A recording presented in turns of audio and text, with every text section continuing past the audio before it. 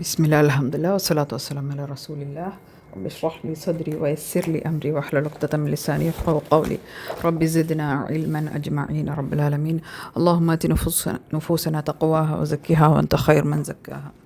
അസ്സലാമു അലൈക്കും വറഹ്മത്തുള്ളാഹി വബറകാതുഹു. ഇന്ന് ഇൻഷാല്ലാ നമുക്ക് അഞ്ചാമത്തെ സിഫ, ഓപ്പോസിറ്റ്സ് ഉള്ള സിഫയിൽ അഞ്ചാമത്തത് ഇസ്ലാഖ്. അൽ ഇസ്ലാഖ് ഓപ്പോസിറ്റ് അൽ ഇസ്മാത്ത്. അത് പെട്ടെന്ന് പറയാം, കാരണം ഇത് ശരിക്കും പറഞ്ഞാൽ ഇൽമു സർഫ്, അറബിക് മോർഫോളജി ആയിട്ട് കൂടുതൽ തജ്വീദിനെക്കാട്ടിയും ഇൽമു സർഫ്, ഇൽമു തജ്വീദിനെക്കാട്ടിയും ഇൽമു സർഫായിട്ട് ബന്ധപ്പെട്ടിട്ടുള്ളതാണ്. അപ്പോൾ ഇത് ജസരിയയിൽ ഉള്ളതുകൊണ്ട് ജസ്റ്റ് മെൻഷൻ ചെയ്യുന്നുള്ളൂ. ഇത് നമുക്കിതിൽ പ്രത്യേകമായിട്ടൊന്നും അപ്ലൈ ചെയ്യാനില്ല. അപ്പോൾ ഇസ്ലാഖ് എന്നുള്ളത് എന്താണ്? ഫ്ലുവൻസി.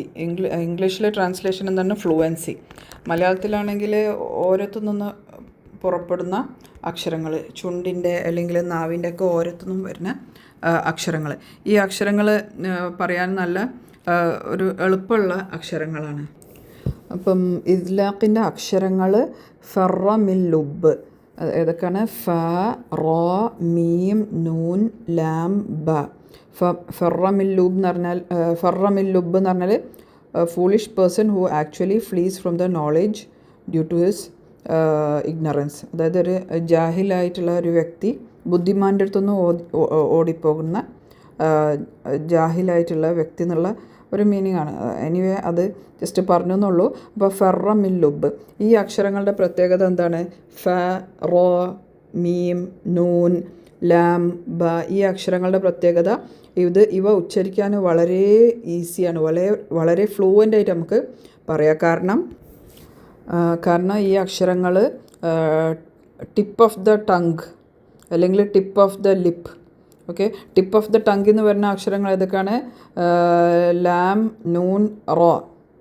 ഓക്കെ, ടിപ്പ് ദലക്ക്, ടിപ്പ് എന്ന് പറഞ്ഞാൽ ദലക്ക്.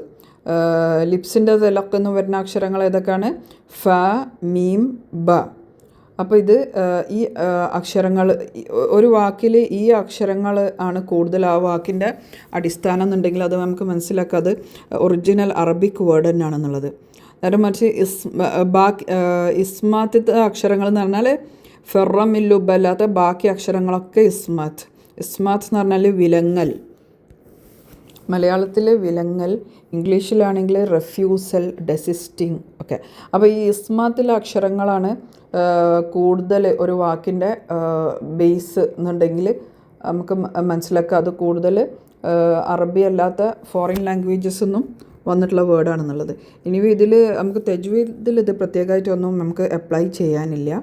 ഇതൊരു ഇമാം ജസരി ഒരു സിഫായിട്ട് കൂട്ടിയതുകൊണ്ട് നമ്മളങ്ങനെ പറയുന്നതേ ദലക്ക് എന്ന് പറഞ്ഞാൽ ഒരു സംഗതിൻ്റെ ദലക്ക് എന്ന് പറഞ്ഞാൽ അതിൻ്റെ അർത്ഥം അതിൻ്റെ ടിപ്പ്. ഓക്കെ, ദലക്ക് ഓഫ് ടങ്ങിൻ്റെ ദലക്ക് എന്ന് പറഞ്ഞാൽ എന്താണ്? ടങ്ങിൻ്റെ ടിപ്പ്. അപ്പം അതേപോലെ ലിപ്പിൻ്റെ ദലക്ക് എന്ന് പറഞ്ഞാൽ എന്താണ്? ചുണ്ടിൻ്റെ ടിപ്പ്.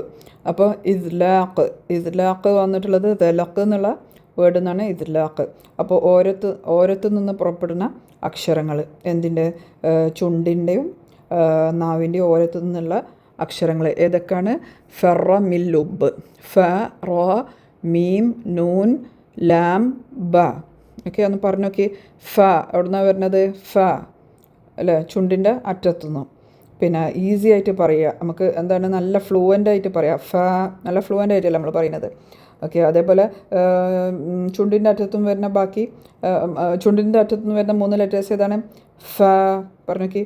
മ, ബ, ഇതൊക്കെ ചുണ്ടിൻ്റെ ദലക്കുന്ന് വരുന്ന ലെറ്റേഴ്സ്. അതേപോലെ നാവിൻ്റെ ദലക്കുന്ന് വരുന്ന ലെറ്റേഴ്സ് ഏതൊക്കെയാണ്? അതൊക്കെ എന്താണ്? നല്ല ഫ്ലൂവൻ്റ് ആയിട്ട് നമുക്ക് പറയാൻ പറ്റും. ഒരു ഇതുമില്ല, റെസിസ്റ്റൻസും ഇല്ല, നല്ല ഫ്ലുവൻസിയാണ്. ല, ലാം, ല, ന, റോ. ഓക്കെ, ഇത് നാവിൻ്റെ ദലക്കുന്നും വരുന്ന ലെറ്റേഴ്സ്. അപ്പോൾ ഇസ്ലാഖിൻ്റെ ലെറ്റേഴ്സ് ഫെറ മിൻ ലുബ്. ബാക്കി എല്ലാ ലെറ്റേഴ്സും ഏതിലാണ് വരുന്നത്? ഇസ്മാത്തിലാണ് വരുന്നത്. ഓക്കെ, ഇസ്മാത്ത് എന്ന് പറഞ്ഞാൽ വിലങ്ങൽ. ഇംഗ്ലീഷിൽ എന്താ പറയല് നോക്കട്ടെ.